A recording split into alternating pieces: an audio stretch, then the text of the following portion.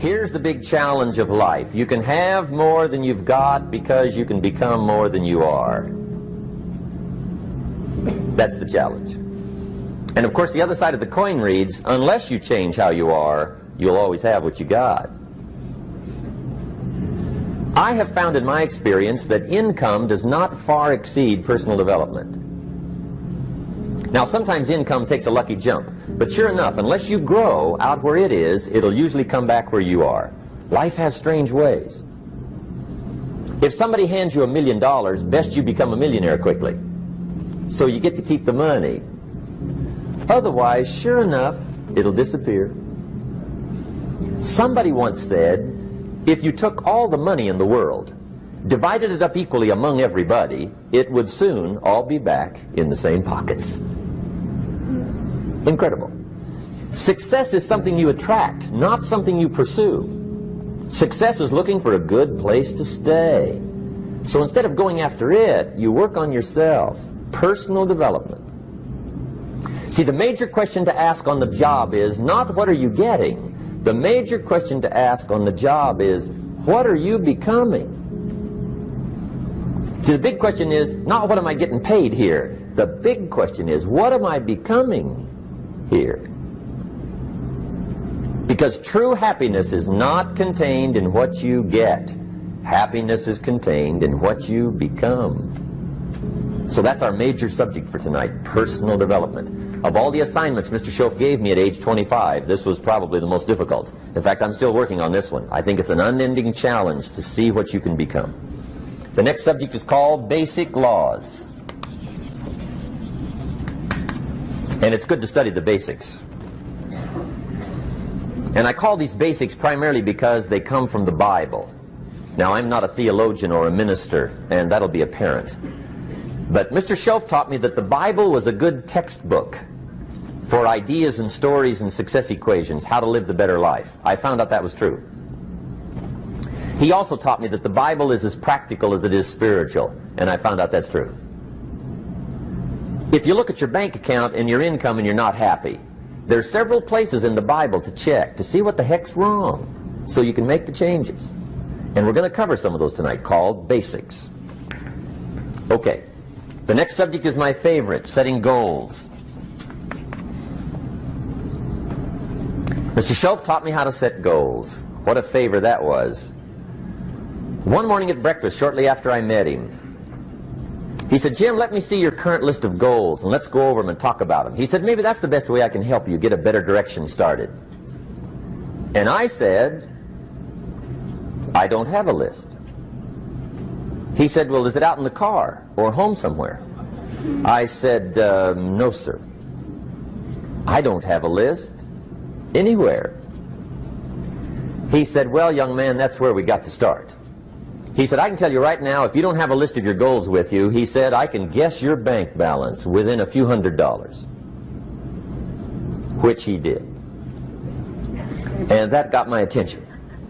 I said, you mean my bank balance would change if I had a list of goals? He said, drastically. That day I became a willing student how to set goals. And sure enough, learning how to set goals changed my life. And I often wondered why no one had ever taught me how to set goals up until age 25. I went to high school, but if they offered it, I missed it. I went to college for a year, never heard it. I worked for Sears.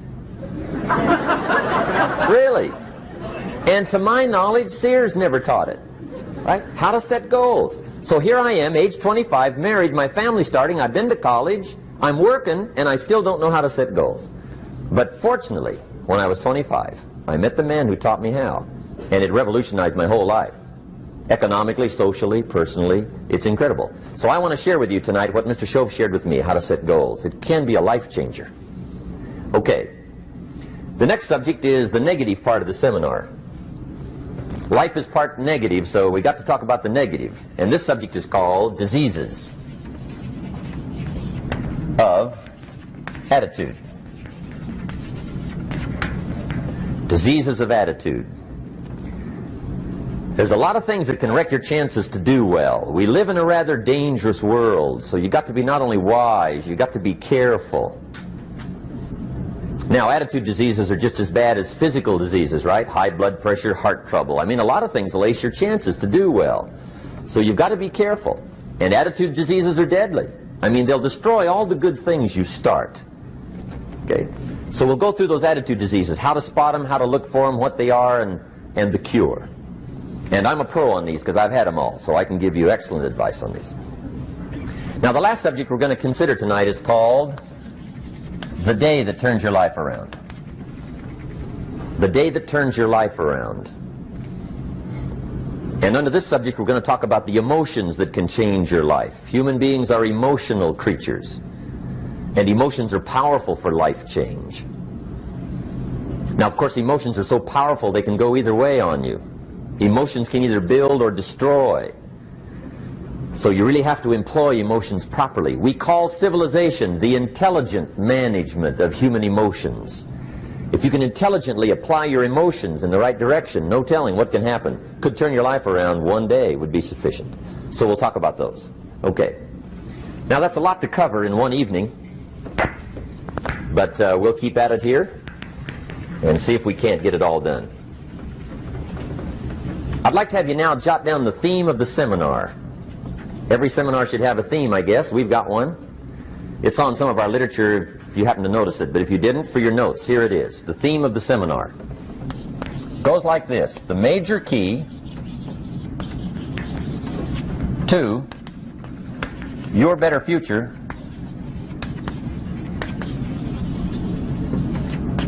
is you. That's the theme of our seminar tonight. The major key to your better future is you. And I'd like to have you underline two words just to give it some added punch. Underline the word major and the word you, so that it reads, the major key to your better future is you. Now, my first suggestion is transfer this to a card or something where you can put it up, where you can see it every day. Preferably put it up where you can see it at the beginning of the day, before you go off to put the day together. This is a good phrase just to glance at, to keep in mind as you're putting the day together. It's called the silent seminar.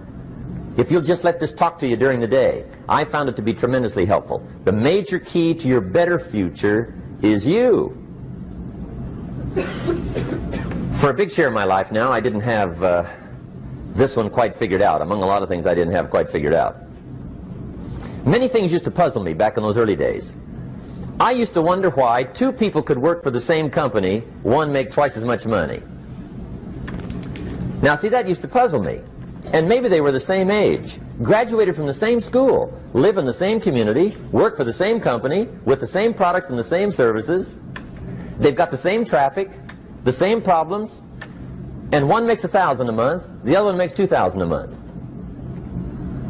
Now that was my puzzling question. Why would this long list be the same and the money twice as much? I asked, what's the difference between $1,000 a month and $2,000 a month? And I don't mean $1,000 a month, right? I could figure that out. But what makes the difference? Why would one person do twice as well, 3 times as well? Speaking economically. Now, I know there's more than one way to do well. I understand that. But in this little narrow area called compensation, what's the difference? Well, back then, with my faulty thinking, I'm trying to reason it out. I thought, well, maybe time makes some of the difference, right? Some people do better because they have more time. I used to say, Harold ought to be able to do well. He's got a lot of time. If I had all of Harold's time, I could do well. Now, that's got to be dumb, right? Number one, you can't get somebody else's time. A guy says to me one time, he says, you know, if I had some extra time, I could make some extra money. I said, then forget it. There isn't any extra time. Hey, when the clock strikes 12 midnight, that about wraps it up, right? I mean, you can look around the gongs there for a little more, but it's over. You say to the guy, what are you doing? He says, I'm looking for extra time. See, they'll come and take you away, right? There isn't any more time. Now, if you can't get more time, which you can't, what could you get more of that would make a difference in economic results? And here's the key word. Make it a part of your notes. We're going to consider it tonight. The word is value. And I have a little phrase for your notes. Value makes the difference in results. Value makes the difference. You can't get more time, but you can create more value. Now here's the first lesson of economics. Everybody should learn it from the time they're old enough to understand what a dollar means, how to earn one, how to get one, how to keep one, what to do with it. First lesson of economics. We primarily get paid for value. That's lesson one. Bringing value to the marketplace, that's how you get paid. You don't get paid for the time. I know it takes time to bring value to the marketplace, but you get paid for the value, not the time. Now, since that's true, here's one of the key questions of the evening. Is it possible to become twice as valuable at the marketplace and make twice as much money in the same time? Could you become 3 times as valuable? Make 3 times as much money in the same time? Is that possible? The answer is yes, if. And it's always if, right? Life is known as the big if. Harry Truman once said, life is iffy. How true. And here's the big if we're going to consider it tonight. It's possible to do much better at the marketplace if you go to work primarily on yourself. And that's the theme of our seminar tonight. Learning to work primarily on yourself. People have asked me for the last 24 years, how do you develop an above average income? And the answer is, become an above average person. Develop an above average handshake. Some people want to be successful, they don't even work on their handshake. As easy as that would be to start on. They let it slide, they don't understand. Develop an above average smile. Develop an above average excitement. Develop an above average interest in other people.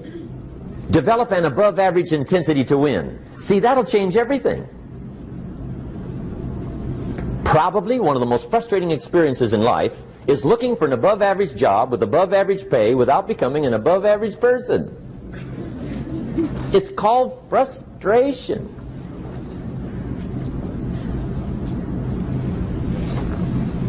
And Mr. Schoaf gave me probably the greatest clue he gave me when I first met him. He said, Jim, if you want to be wealthy and happy the rest of your life, just learn this lesson well. He said, learn to work harder on yourself than you do on your job.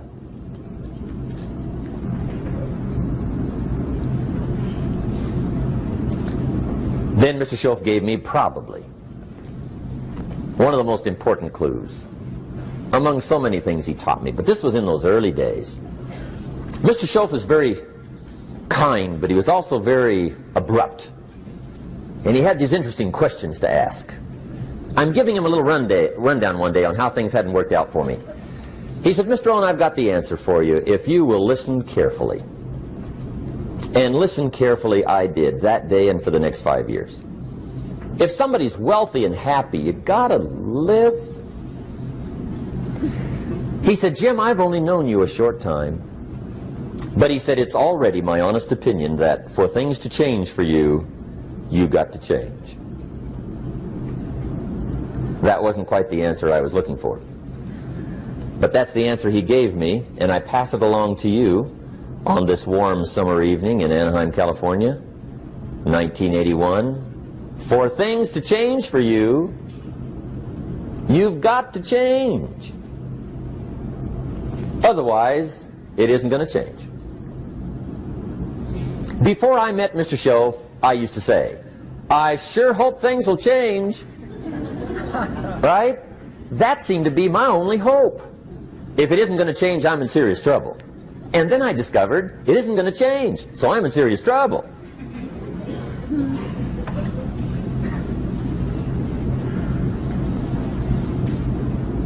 See, I can tell you what the 80s are going to be like. You have dropped into the right place.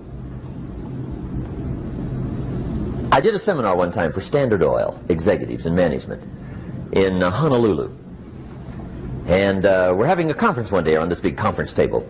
And one of them said to me, Mr. Rohn, you know some fairly important people halfway around the world. What do you think the 80s are going to be like? I said, gentlemen, I do know the right people. I can tell you. So they all listened very carefully. And I said, gentlemen, based on my wide experience, I can really honestly say to you, in my opinion, in the 80s, it's going to be about like it's always been. Aren't you glad you came? That's inside. I don't pass that around just everywhere. Now, of course, I said that to make a point, but I also said it because it's accurate. It's going to be about like it's always been. It isn't going to change. The tide comes in, and then what? It goes out. For 6,500 years that we know of, recorded history, and probably long before that. So it is not going to change. It gets light, and then what? It turns dark. 6,500 years. See, it's not likely to change. And we're not to be startled by that. If the sun goes down, the guy says, what's happened, what's happened? It means he hasn't been here long, I guess, right? It always goes down about this time. The guy says, well, I don't like that arrangement. Well, you got to talk to somebody besides me, right? It gets light, then it turns dark. In rotation, the next season after fall is what? Winter. Pray tell, how often does winter follow fall? Every year regularly for the last 6,500 that we know of. See, it is not going to change. Now, some winters are long, and some are short, and some are hard, and some are easy, but they always come right after falls. It isn't going to change. Sometimes you can figure it out, sometimes there's no way to figure it out. Sometimes it goes well, sometimes it gets in a knot. Sometimes it sails along, sometimes it gets in reverse. See, that's not going to change. The last 6,000 years reads like this: opportunity mixed with difficulty. That's how it reads. It isn't going to change. The man says, well, if it isn't going to change, how will my life ever change? Answer, when you change. And whether I'm talking to high school kids or business executives, my message is always the same. And it goes like this: the only way it gets better for you is when you get better.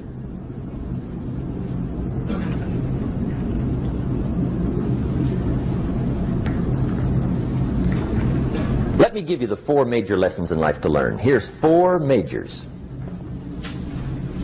It's good to study the majors. In our weekend seminar we teach. Some people don't do well because they major in minor things.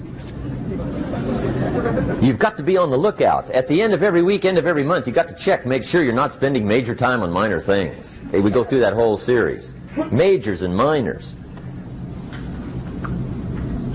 Now, let me give you 2 phrases before we get to the 4 majors. This will set it up and you'll see where I'm going. 2 key phrases for your notes. Here's the first one. Life and business is like the changing seasons.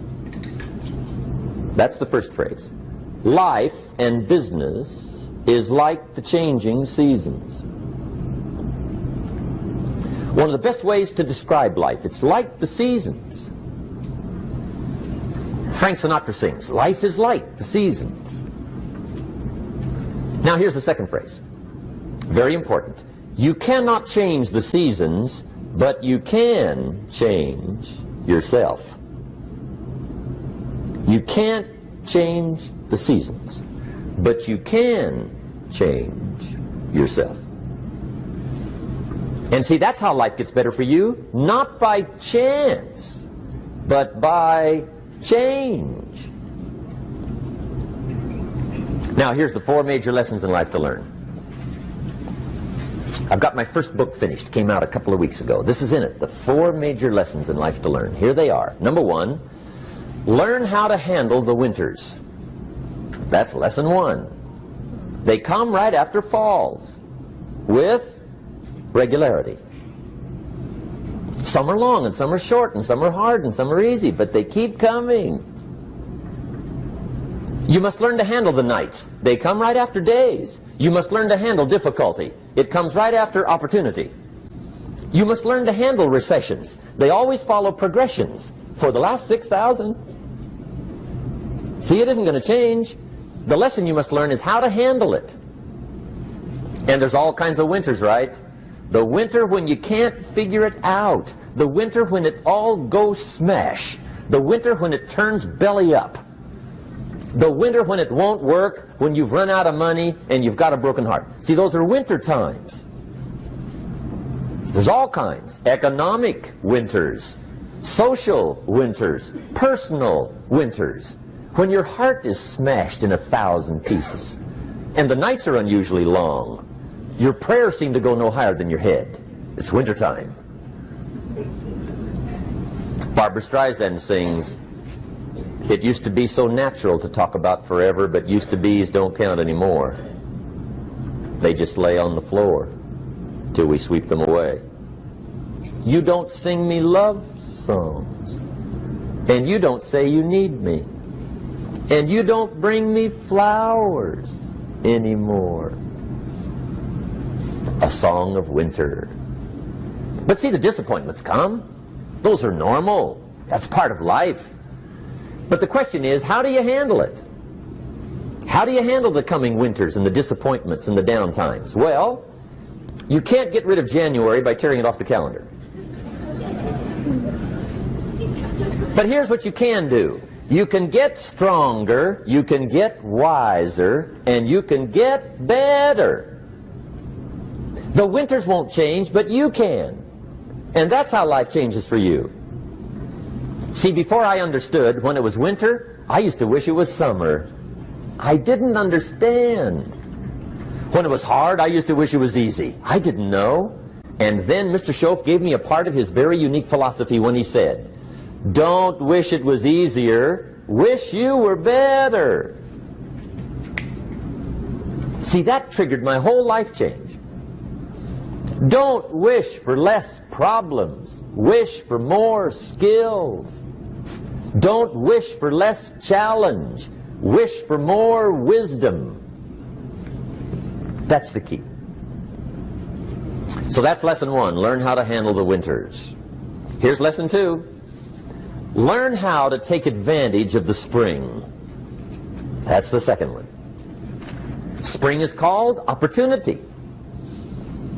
And spring follows winter. What a great place for it. If you were going to put it somewhere, that'd be the place to put it, right after winter.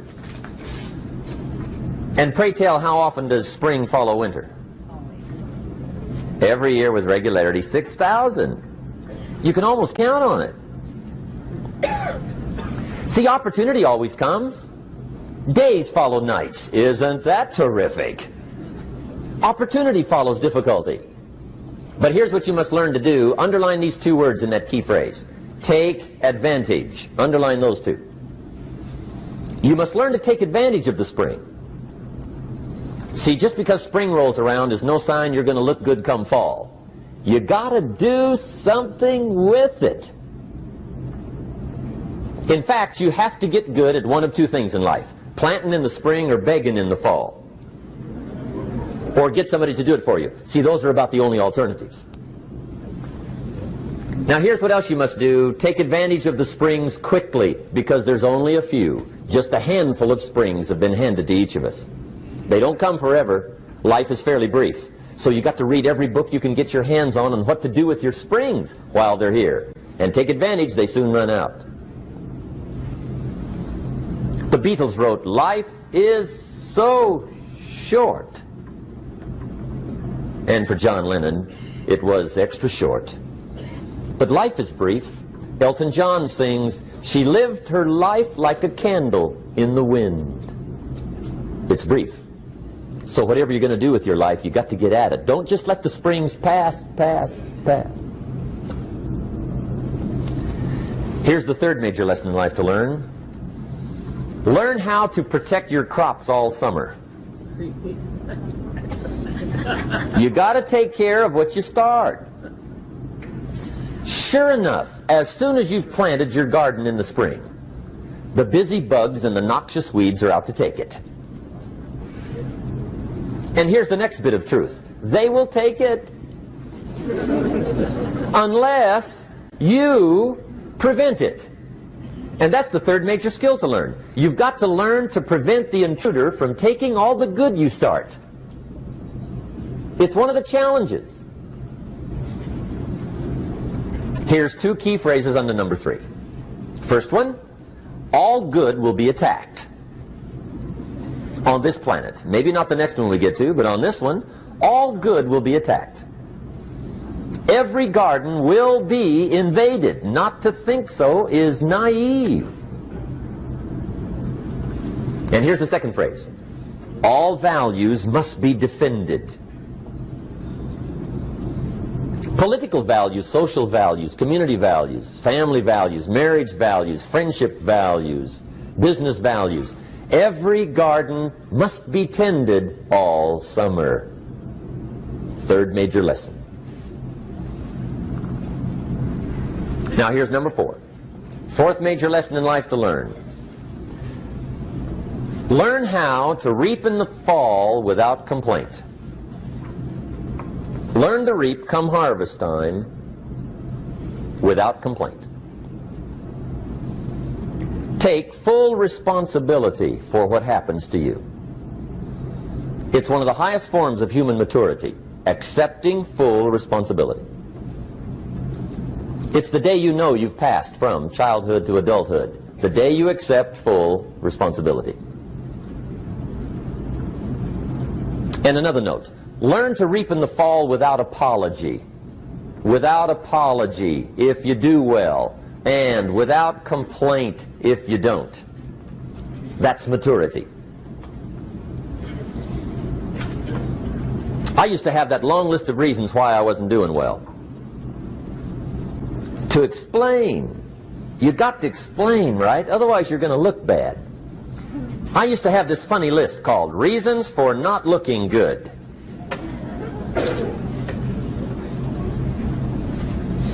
I used to blame the government. I mean, you can believe that or not. It was at the top of my list. I had a lecture second to none. The government. That was on my list. I used to blame taxes. Look what you got left after they take everything. And they expect you to do well. That was on my list there. Prices, that one's easy, right? You walk into the supermarket with $20, come out with a little half bag. So I had that on the list. I used to blame the weather. I blamed the traffic. I used to blame my car. I blamed the manufacturers. I used to blame the company. I blamed company policy. I used to blame the training program. I blame my negative relatives. They were always putting me down. I blame my cynical neighbors. They're just selfish, looking out for themselves. Won't loan you money? They were on my list.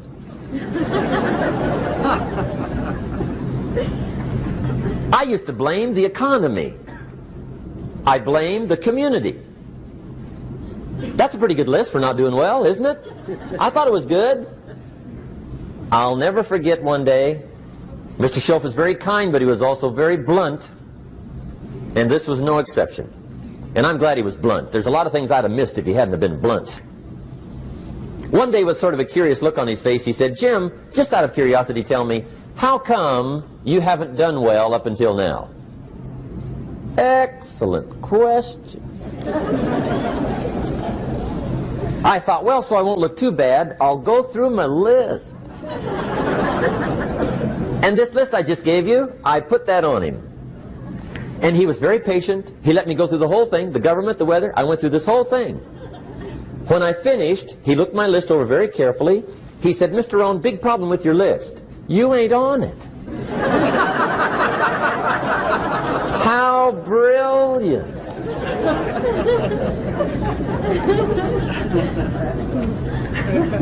When I went to work for him a few months later, I learned very quickly to tear up my list, reasons for not doing well, and I threw it away. And I got me a fresh piece of paper. And I put one word on it. Me. There's a Black Heritage spiritual that says, "It's not my mother nor my father, nor my brother nor my sister, but it's me, oh Lord, standing in the need of prayer." See, I used to blame everything outside. And then let me give you a little philosophy that helped turn my life around. For your notes, here it is. It's not what happens that determines the quality or the quantity of your life. It's not what happens. And the reason is because what happens happens to about everybody. No different. The sun went down on all of us last night. A common event, a happening. And I found out that the same things can happen to two different people. One gets rich and one stays poor. Why is that? It's because it's not what happens, but rather it's what you do that changes everything. So that's a key phrase. It's not what happens, it's what you do. What happens is about the same. You might put that in parentheses here. Same. What people do, that's what's different.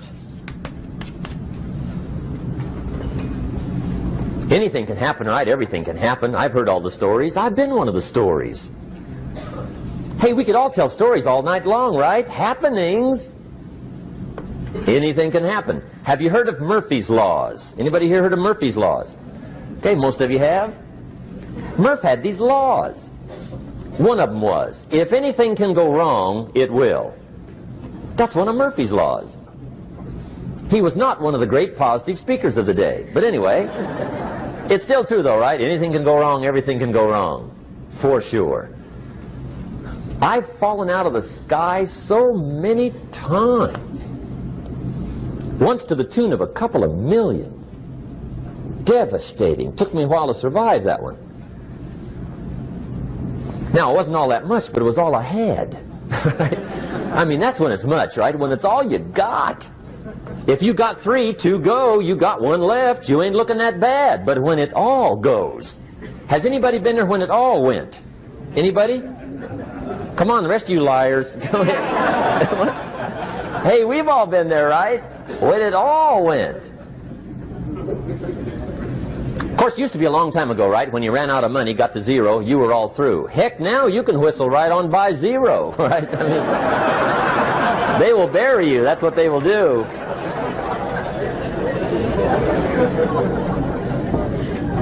But see, those are the happenings, right? Everything can happen. Anything can happen. But it's not the happenings. It's what you do about it. Somebody says, yeah, but you don't understand the disappointments I've had. Come on. Everybody's had their share. Disappointments are not special gifts reserved for the poor. Everybody has them. The difference is what you do about them. It's not the weather. I used to blame the weather, and I discovered it rains on the rich. So see, that won't help. 2 men wake up one morning, there's a rainstorm on. One of them looks out his window, sees the rainstorm, and he says, wow, what a storm. With weather like this, they can't expect you to go out and make sales. He stays home. Same morning, the other guy looks out his window, sees the same storm, says, wow, what a storm. But he says, you know what, with weather like this, what a great day to go out and make sales. Most everybody will probably be home, especially the salesman.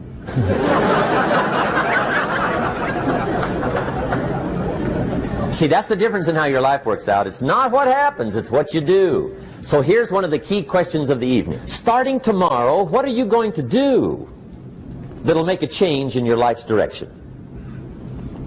Good question. What are you going to do starting tomorrow that'll make a difference? Now see, if you don't do something starting tomorrow that'll make a difference, guess what? It's gonna be the same. And see, that way you can guess what the next 5 years are going to be like. Look at the last 5. Because the next 5 are going to be like the last 5 unless you, major key, tomorrow, change it all. Or change a little, or change something, or don't change. It's choice time. You can do whatever you want. But it's nice to know any day you wish you can change your whole life.